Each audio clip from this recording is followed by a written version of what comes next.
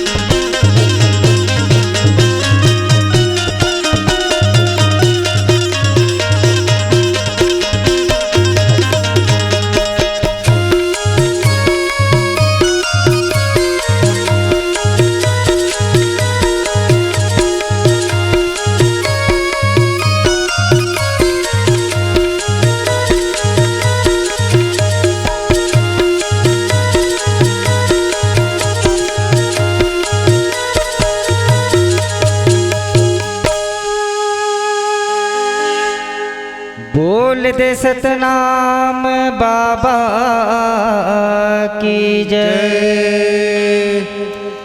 बोल दे गुरु घासीदास बाबा की जय। अजी घासी खड़े बाजार में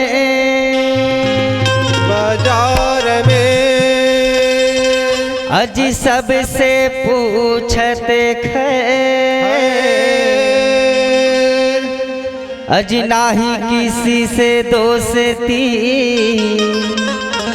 और नाही किसी से बैर। अजी नाही किसी से बैर होता है साहिब की जय जय, होता है साहिब की जय जय। बार बार सब प्रेम से बोला सतनाम साहिब, अजी 7 बार सब मिलकर बोला सतनाम साहिब। पियो रे भैया अमृत रस प्याला, पियो रे भैया अमृत रस प्याला। सत्य अमृत बरसाए दियो है मांगू के लाला, सत्य अमृत बरसाए दियो है मांगू के लाला। चिटक मन बजा दीन डंका, चिटक मन बजा दीन डंका। सत्य अमृत बरसावा थे हमसा मांगू के लाला, सत्य अमृत बरसावा थे हमसा मांगू के लाला। बोल दे परम पूज्य गुरु घासीदास बाबा की जय। ए गुरु घासी तोरे महिमा के हो, दिन रात गुण गाते हो ना। हे गुरु घासी तोरे महिमा के हो, दिन रात गुण गाते हो ना। गुरु घासी तोरे महिमा के हो, दिन रात गुण गाते हो ना। हे गुरु घासी तोरे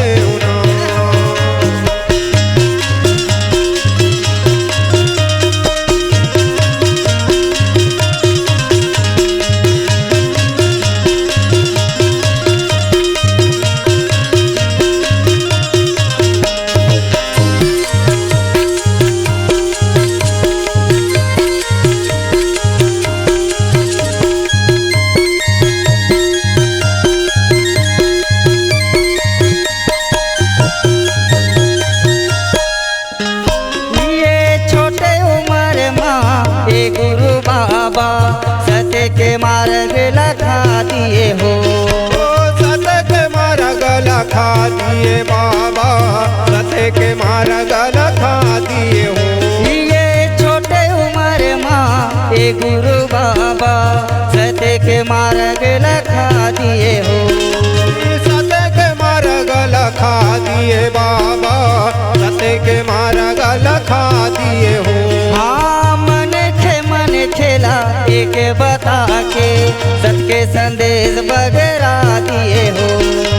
सत्य संदेश बगरा दिए बाबा, सत्य संदेश बगरा दिए हो। हाँ मन खेला एक बता के सत्य संदेश बगरा दिए हो। सत्य संदेश बगरा दिए बाबा, सत्य संदेश बगरा दिए हो। लिए तोरे संदेश ला ए गुरु बाबा, तोरे संदेश ला ए गुरु बाबा, मैं हृदय में बसा लेते हो, मैं हृदय में बसा लेते हो ना। खातिर महिमा के हो, दिन रात गुण गाते हो। हाँ गुरु बाबा तोरे महिमा के हो, दिन रात गुण गाते हो ना। गुरु खातिर महिमा के हो, दिन रात गुण गाते हो ना।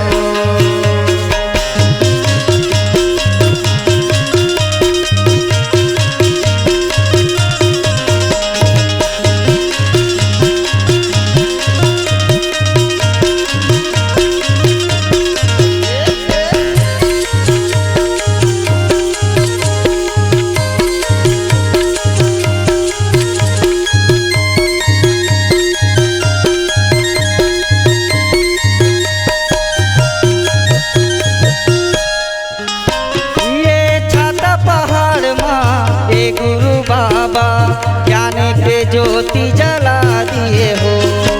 ज्ञान के ज्योति जला दिए बाबा, ज्ञान के ज्योति जला दिए हो। ये छाता पहाड़ माँ ए गुरु बाबा ज्ञान के ज्योति जला दिए हो। ज्ञान के ज्योति जला दिए बाबा, ज्ञान के ज्योति जला दिए हो। गुरु बाबा दुग्धा भरा मेला मिटा दिए हो। ये दुग्धा भरा मला मिटा दिए बाबा, दुग्धा भरा मला मिटा दिए हो।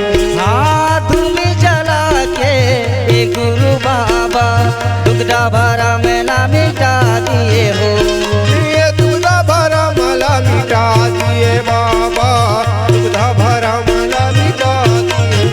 ये तनला तपा के ए गुरु बाबा, तनला तपा के ए गुरु बाबा, परकाश बगरा दिए हो, परकाश बगरा दिए ना। तोर महिमा के हो, दिन रात गुण गाते हो ना। हाँ गुरु बाबा तोर महिमा के हो, दिन रात गुण गाते हो ना। गुरु घासी तोर महिमा के हो, दिन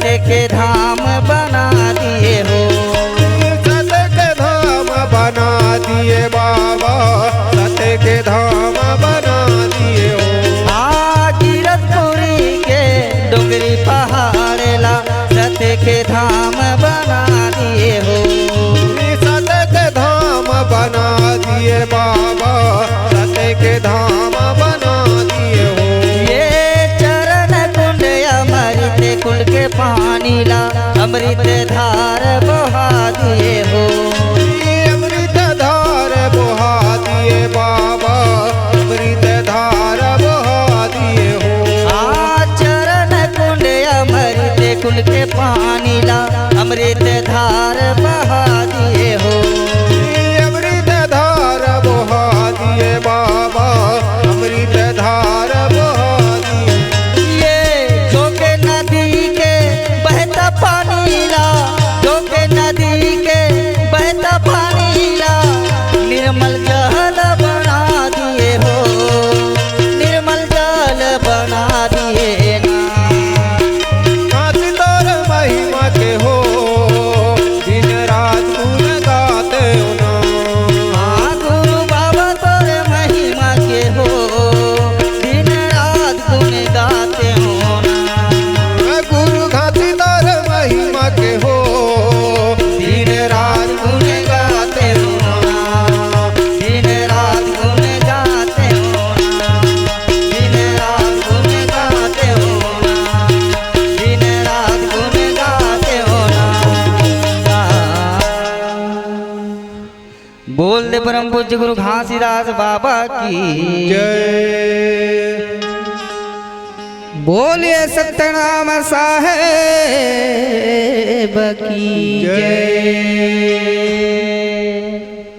अमरदास को प्रणाम, बालक दास को प्रणाम, आगर दास को प्रणाम, गृह दास को प्रणाम। आए हुए संत समाज को प्रणाम। बोले सतनाम बाबा की जय। आज श्रोताजन संत समाज भाई, हाँ बाबा, बाबा महंगूदास के घर में होगा सतनाम पिता है तो नामकरण करके अपन लोक में चले गए। चले गए बाबा। माता अमरावती महंगूदास रहते सुंदर लगा के या आनंद के साथ में रागी भाई हाँ बाबा, आज मस्त अपन घर में सुख से जिंदगी जीने लगे। जीवन व्यापन करत है बाबा, खाते कमाते दिन है से गुजरत चले जात हवे रागी भाई। या ये आज कुछ दिन के बाद में आज समय में पता चलने लगे रागी भाई। हो रे लक्ष्मण सिंह राजा नाम के रहा है। अच्छा, ये आज वो लक्ष्मण सिंह राजा कहने लगे, अरे भाई सुन तो मरवाला कहना मानो जी। सुन तो जी, प्रजा मन कथे का होगे राजा महाराज बात का है। क्या बरो बात है बाबा। गिरधपुरी में ऐसे कौन से जन बालक जहाँ पर मैं जन्म ले हवे रागी भाई। या जी या आज वो बालक के जय जयकार होते, गिरधपुरी में ओकर नाम के चर्चा होते, ओकर गुणगान होत हवे संतो। का ओकर ऊपर अतिक शक्ति है। जा जो गिरधपुरी के नर नारी मन हा अति मंगल चाहे भैया। गिरधपुरी के नर नारी नहीं केवल छत्तीसगढ़ पूरा वो कहेगा। ऐसे लाज लक्ष्मण सिंह राजा रहे तो 5 नेंगी जवान पाड़े प्रधान पुलिस दरोगा बुला के कहे लगे, यारे इसी वक्त गिरधपुरी महंगूदास के घर में जावा होगा।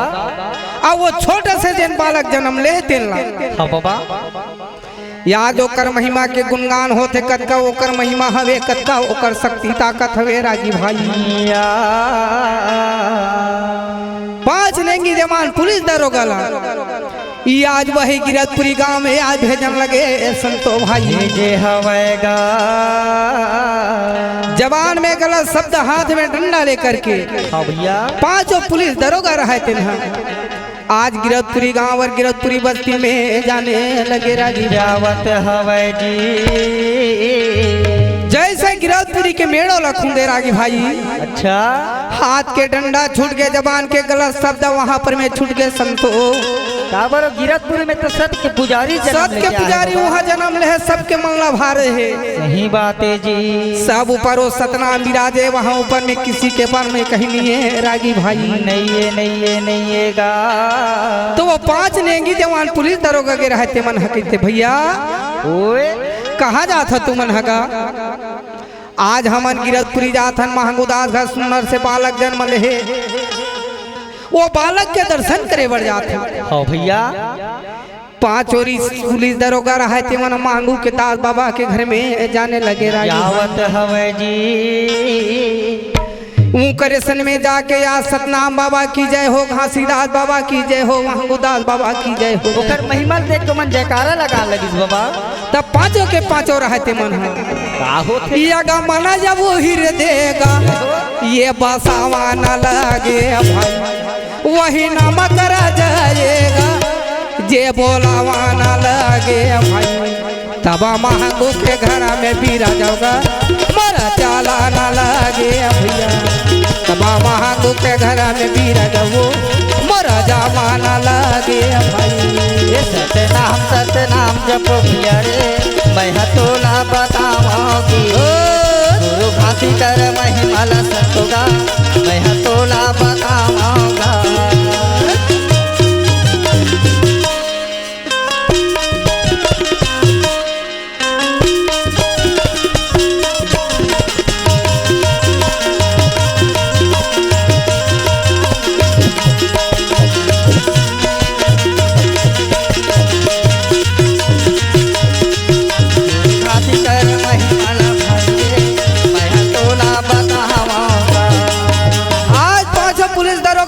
महंगूदास के बाबा के घर में पहुंचे रागी भाई।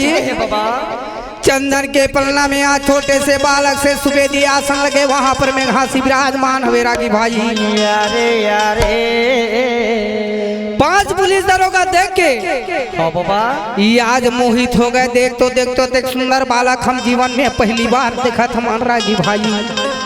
वो बालक के चेहरा उखर नजर से हटत नहीं है बाबा, हटत नहीं है। दिव्य के समान एक सूर्य के समान प्रकाश हवेगा। ये एक दिन 2 दिनों माला महंगूदास के घर में नाचत गावत वहां पर में गए रागी भाई। लक्ष्मण सिंह राजा कहे लगे कि अरे पुलिस दरोगा भेजे वो मन वापस नहीं आवत। नहीं आए लक्ष्मण सिंह राजा हाथी में सवार होके हाथ में डंडा जवान में गलत शब्द लेके तब गिरा पूरी बरागा मोरा जवान लगे भाई। मोरा हाथी के सवारी गा मोरा कराना लगे भाई। तब राजा महाराजा ये दे पहुँचे मोरा चलाना लगे भैया। वही समय करा बेरा ये दे जाएगा मोरा राजा हजावे भाई। हाथी में सवार होके भैया रे ये आवन लगे जी, ये गाँव गिरा दे कर बस्ती का ये जावन लगे ना।